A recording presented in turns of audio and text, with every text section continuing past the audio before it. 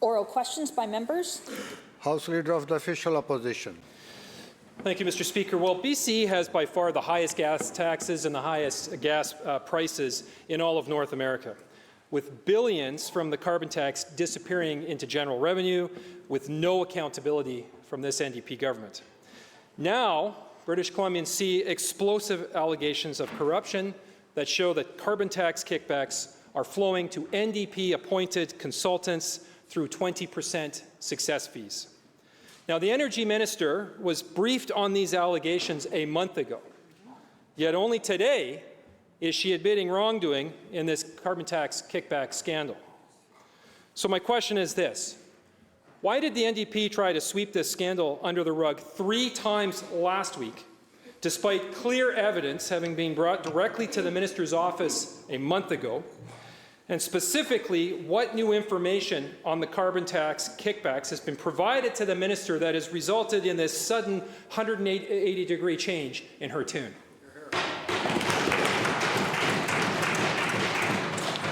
Minister of Energy and Mines. Thank you, Mr. Speaker.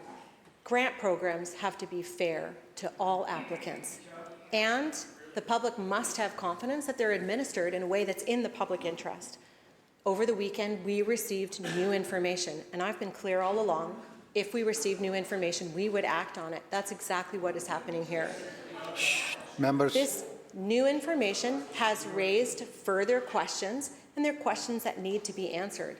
Mr. Speaker, that's why I've directed the Comptroller General to undertake a review of MNP's practices in 2 grant programs, and Mr. Speaker, that's why we want the Office of the Auditor General to do the same.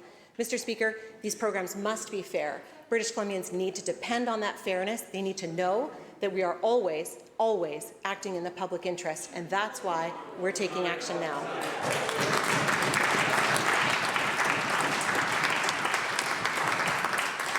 House Leader of Official Opposition, supplemental. Well, Mr. Speaker, of course grant programs are supposed to be fair and they're supposed to be transparent, but nothing is further from the truth under the administration of this minister. I would surmise that the only thing that changed over the weekend is that the Premier saw this scandal blowing up on TikTok. Exactly. And here we are today, watching damage control unfold in front of us. Now, the reality is this, Mr. Speaker. The details of the carbon tax kickback scandal were provided to the Minister of Energy a month ago. MNP, handpicked by the NDP to oversee grant approvals, leverages their position to demand 20% in success fees. Despite Edison Motors exposing the kickback scheme to the Minister's office over a month ago, her response and that of this government has been nothing but stonewalling. Now, the serious allegations here directly involve the Minister and her staff, yet not only did she dodge questions in question period last week, she also refused to recuse herself, and she voted against referring this to the Auditor General in this House last week, and she's in charge of the program that is actually in question. This entire situation reeks of a conflict of interest at best, outright corruption at worst. So the question is this: what did the Minister know? When did she know it? And how many other companies in British Columbia are part of this NDP carbon tax kickback scheme? Minister. Thank you, Mr. Speaker. As soon as my office was informed by Edison Motors, we took action. Mr. Speaker, as soon as my office was informed by Edison Motors about their questions about the administration of the MNP programs, we took action. Program staff called MNP, spoke to them about the rules of the program to ensure that they understood the rules. They were assured that MNP understood the rules, that they had followed the rules, and in fact, that they were strengthening their processes. Mr. Speaker, at that time, based on the information that we had been given by Edison Motors, we took action, and last week I made it very clear. If there was new information that came to light, we would take action. This new information brings in more questions. Mr. Speaker, more questions that people want answers to. It raises questions that can be answered through a review by the Comptroller General, through a review by the Auditor General. Mr. Speaker, that is the action that we are taking to ensure fairness for all.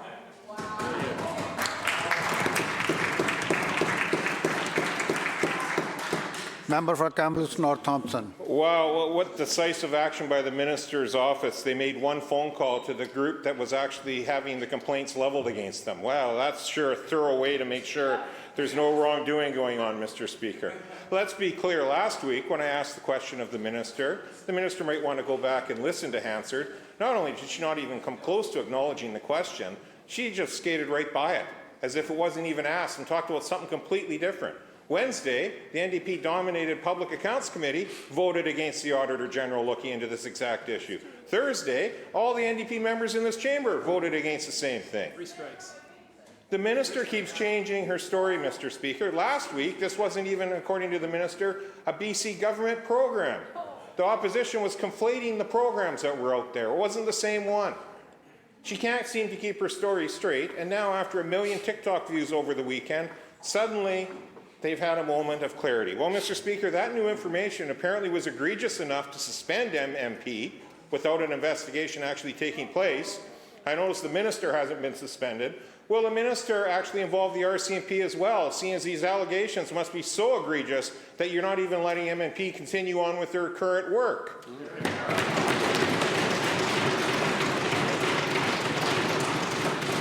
Minister of Energy and Mines. Thank you, Mr. Speaker. Let me be very clear.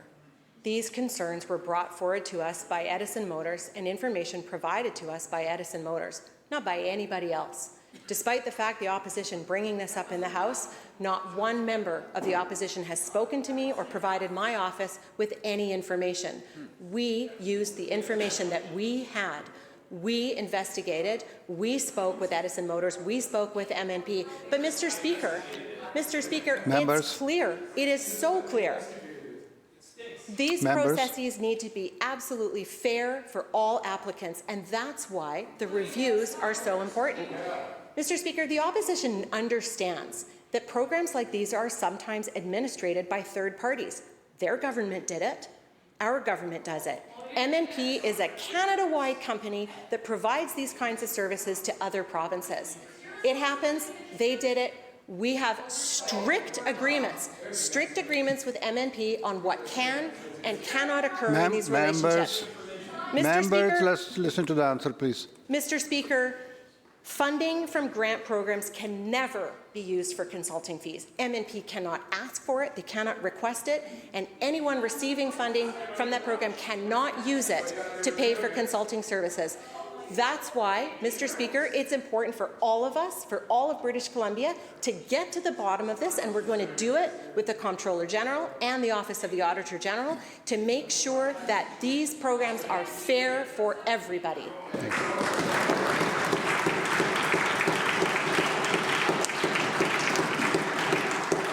Kamloops North Thompson supplemental. Thank you, Mr. Speaker. Well, this is a made-in-BC NDP government carbon tax kickback scheme, plain and simple. What the minister doesn't want to acknowledge in this chamber, Mr. Speaker, is that the same information provided to her office on February 27th by Edison Motors, written evidence about the request for the 20% success fee on the heels of a rejected application, and if you reapply with our 20% success fee, we're confident you'll be successful.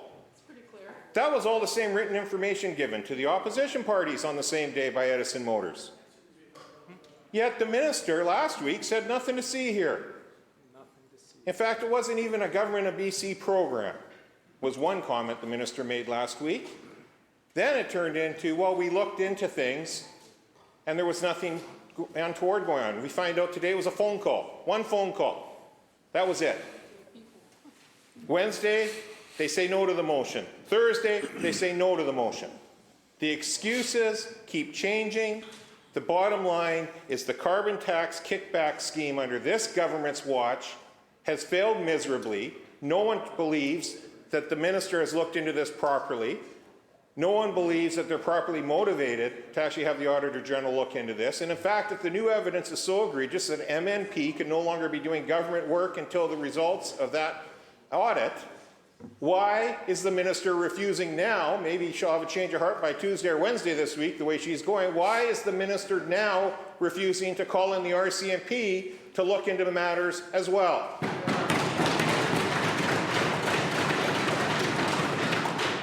Minister.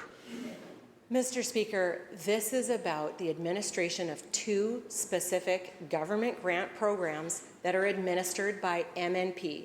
It is about the practices that MNP uses in administering those programs and other services that they may offer. Mr. Speaker, the opposition can conflate different words and different times and different programs. It's what they do. Members. Mr. Speaker, I have been very clear. These are programs that are administered by MNP, two programs, the ARC program, the Civic program. Concerns about those programs were brought forward to my office. We took action the day we heard about that. And Mr. Speaker, Members. to get to the bottom of this, Please. to get to the bottom of this, let's have the Auditor General do their work. Mr. Speaker, let's have the Comptroller General take a look at this work. And Mr. Speaker, the new evidence that we received this weekend begs too many questions. That's why we're taking action now. We know these programs must be fair for every single applicant. Come to order, please. That's why we've directed the reviews, and that's what's going to take place. I hope the opposition will support that.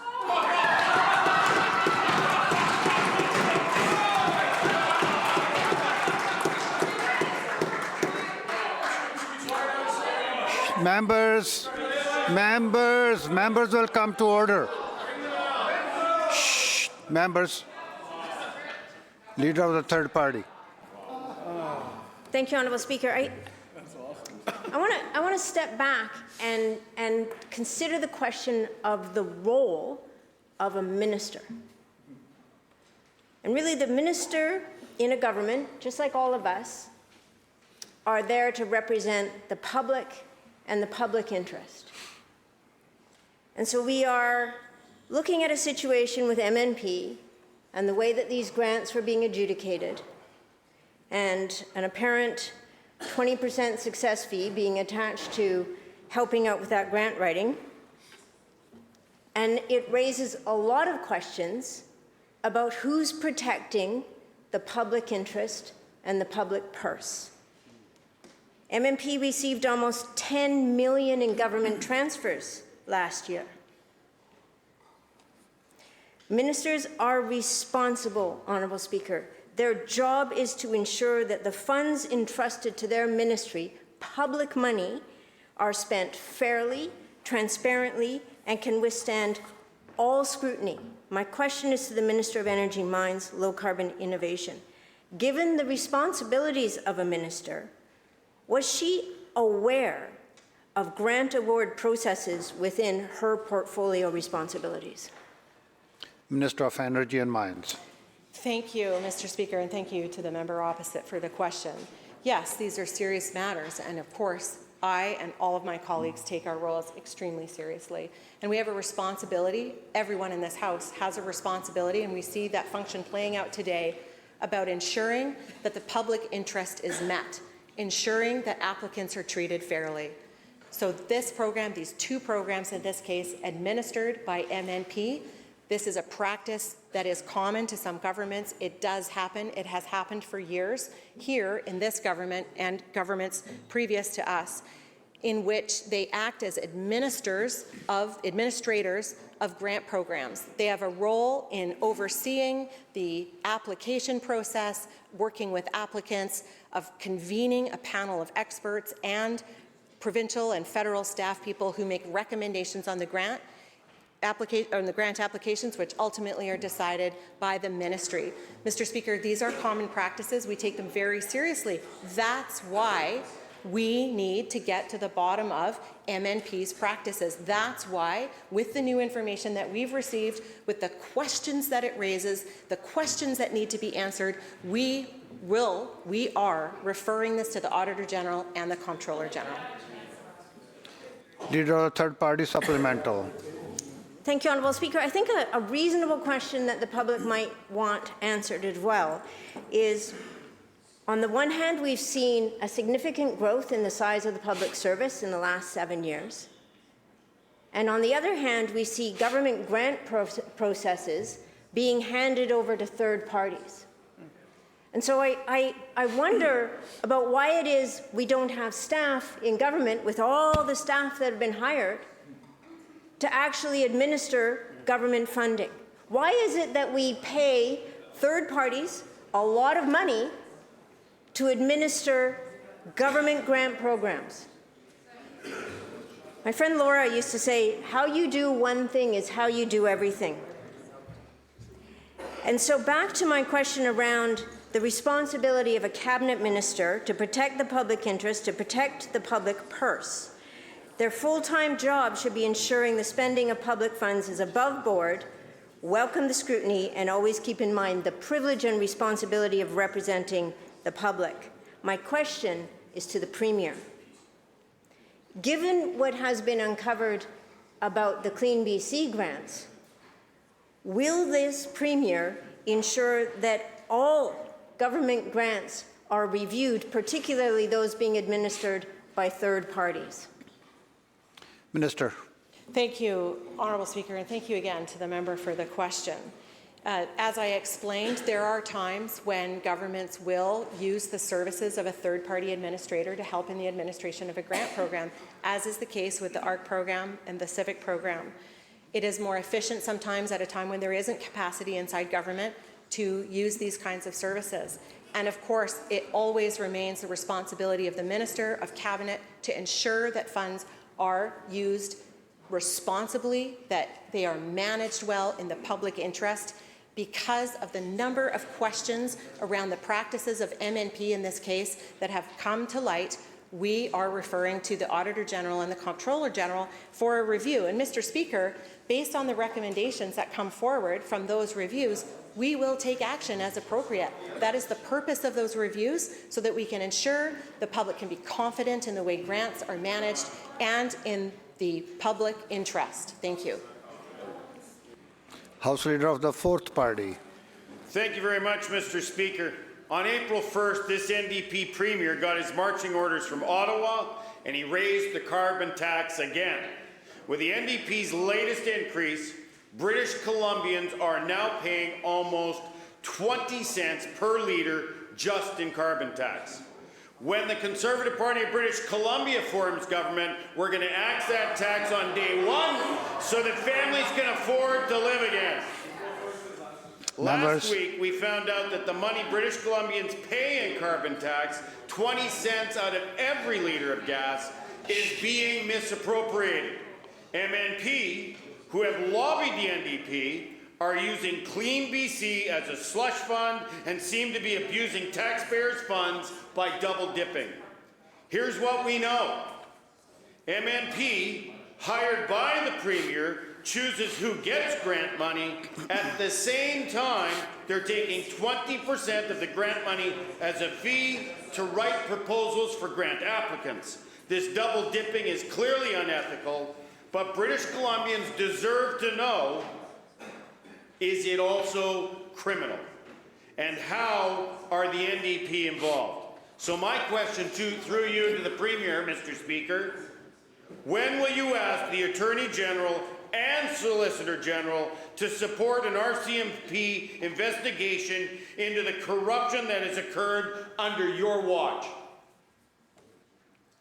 Through the chair member. Minister. Thank you, Honourable Speaker. Let me be clear. MNP does not make the final decisions on the CIVIC and ARC grants. They administer this grant program on behalf of government in a tight contractual arrangement with very clear parameters around what is and is not an eligible expense, including any kind of consultancy or lobbying fees. Mr. Speaker, based on the new information that we received this weekend, so many questions are out there and are being asked. The way to get to the bottom of this is by undertaking a review through the Auditor General and the Comptroller General so that they can take a clear look at all the evidence before them. And let me say to the House, if anybody has information that they haven't shared with my office, I hope it will be shared with the Auditor General and the Comptroller General. Mr. Speaker, based on the results of those reviews, we'll take further action as appropriate. In time, we have to let these reviews unfold and take place. And again, I urge any member who has information to take it forward to those offices. Thank you. House Leader of the Fourth Party Supplemental. Tight contractual agreement? Clearly there's a loophole big enough to drive a diesel-electric semi through it. Mr. Speaker, the Premier is a King's Counsel lawyer. British Columbians expect him to understand the law, to follow the law, and to have a high standards of ethics in his behavior and those that he has a contractual agreement with. My question to the Premier, as a lawyer, when he made the decision to ask NDP colleagues to vote down an investigation last Thursday, just what exactly were you hoping to hide from British Columbians? Minister. Thank you, Mr. Speaker. As I've been clear all along, if we received new information that demanded action, we would take it, and that's exactly what happened.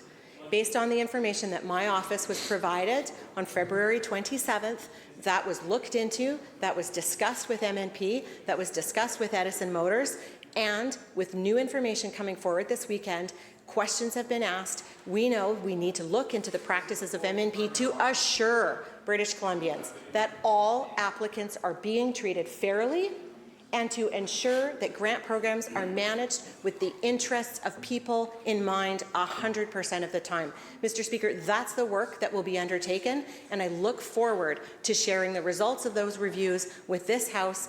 The Auditor General will return to the Legislative Assembly. The Comptroller General, we will release all of the information that we are legally allowed to do so when it is ready. Thank you.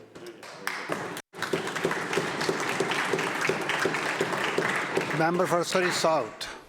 Thank you, Mr. Speaker. Open illicit drug use is so out of control in hospitals that drug dealers are now brazenly conducting business on the rooftop patio of St. Paul's Hospital. A concerned nurse says, quote, "We know they are drug dealers, and yet they come and go." Another nurse at St. Paul's Hospital says, quote, "Absolutely, there are people throughout the hospital who are dealing and using everywhere," end quote. Instead of hospitals being places of recovery, there's chaos with rampant illicit drug use, violence, and predatory drug trafficking. And Mr. Speaker, it's truly mind-boggling. So why has the Premier turned hospitals into free-for-all zones for drug traffickers and unchecked use of meth, crack cocaine, and fentanyl? Minister of Health. Well, thank you very much, Honourable Speaker. Every health authority has clear policies on this question. Every single one does, Honourable Speaker. The member refers, for example, to smoking. You're not allowed to smoke, period, Honourable Speaker. And yes, Honourable Speaker, there are occasions, of course, when people don't follow the rules, and we have to take steps. We have to take steps to protect the doctors and nurses and health sciences professionals and healthcare workers and members of the public who are affected by that, including other patients, Honourable Speaker. And that is precisely what we're doing. We've taken specific action at the instigation of the BCNU, but also the Hospital Employees Union and the HSA, to increase security in our hospitals, and we'll be taking and continue to take action to ensure that people working in hospitals are safe, Honourable Speaker. It is the case, Honourable Speaker, that when people present in hospitals, they are often ill, Honourable Speaker. They are always ill when they are admitted to hospital, and they are sometimes dealing with severe addiction and other issues. And we have to treat them there with compassion. We also have to ensure that everybody involved in the process is safe, and we are doing that, and we will do that. Prince George Railmount. Well, thank you very much, Mr. Speaker. And the Health Minister, like members on this side of the House, knows full well that it's not on occasions that it is occurring. It is happening every single day in hospitals right across British Columbia. And the latest group of courageous nurses to speak up were actually at St. Paul's. So he can ignore the words of the opposition, but this is what the nurses at St. Paul's had to say, and I quote, "You can barely walk into some of the rooms. There's needles and broken crack pipes all over the floor," end quote. They go on to say that housekeeping will not clean some rooms. That's not an occasion in my comments to the minister. That is every day. And in fact, what they said, and I again quote nurses, we have patients in 4 bedrooms that have been exposed to patients fighting with their drug dealers in their room, end quote. On what planet is it acceptable for the minister to continue to duck, dodge, and weave and ignore the concerns of nurses across British Columbia? It is time he stood up, took responsibility, and made the priority the safety of nurses and patients in our healthcare system. Minister of Health. Well, thank you very much, Honourable Speaker, and absolutely my priority is the safety of patients, of people visiting the hospital, of nurses, of health sciences professionals, of healthcare workers. It's why we've taken specific action with all of the representatives of those unions and of the doctors of BC to increase the level of security. The member says starting tomorrow. No, Honourable Speaker. It was, of course, well over a year ago that we said we were going to change security. We're going to move from the privatized system, which was the legacy of the past, to Honourable Speaker, a system where we add 320 relational security officers, and we will be adding more, Honourable Speaker. And the reason we did that was to ensure that our security staff was better trained, which was something that nurses and many others had advocated for, and to ensure, Honourable Speaker, that there was greater safety in facilities. It is the case, Honourable Speaker, that people who suffer from severe addiction problems are in acute care hospitals every day. That is the case, Honourable Speaker, and we have to take very specific steps to ensure that everywhere, regardless of whether it's St. Paul's, regardless of whether it's Baker, regardless of whether it is Prince Rupert, regardless of whether it's Dawson Creek, that everywhere, Honourable Speaker, the same policies apply and are seen to apply. Kelowna Mission. Nurses face a daily reality of drug-fueled violence. Laura Martin, a nurse at Victoria General Hospital, says, and I quote, "It's happening daily. I have people in tears on a daily basis because of exposure and violence, but when they've reported, nothing has changed," end quote. WorkSafe BC's investigations confirm this, revealing a systemic failure to protect healthcare workers from open illicit drug use. My question is actually to the Labour Minister. How many injury claims have been filed by healthcare workers as a result of the NDP's reckless decriminalization policy? Minister of Health. Oh, thank you very much, Honourable Speaker. And in every case, Honourable Speaker, people deserve to be supported. And, Honourable Speaker, we are going to continue to do the work with the BC Nurses Union, with individual nurses, with nurses in facilities, with health sciences professionals, with HEU members to ensure that everywhere, it doesn't matter which hospital you're in, the rules should apply. No matter which hospital you're in, the rules should apply, Honourable Speaker. Members. We face, Honourable Speaker, as members know in this province, people living with serious addiction issues every day. This is not new, although it is surely more serious now than it has been because of the nature of the toxic drug emergency. It is never allowed. It is never allowed that people smoke in our hospital, Honourable Speaker.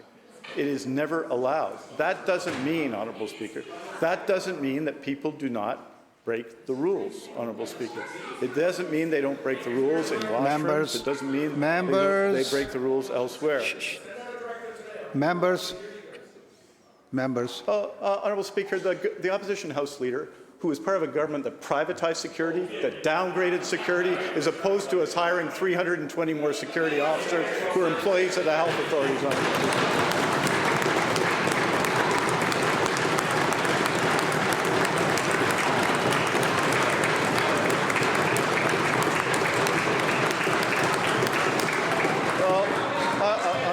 Members, shh. Members,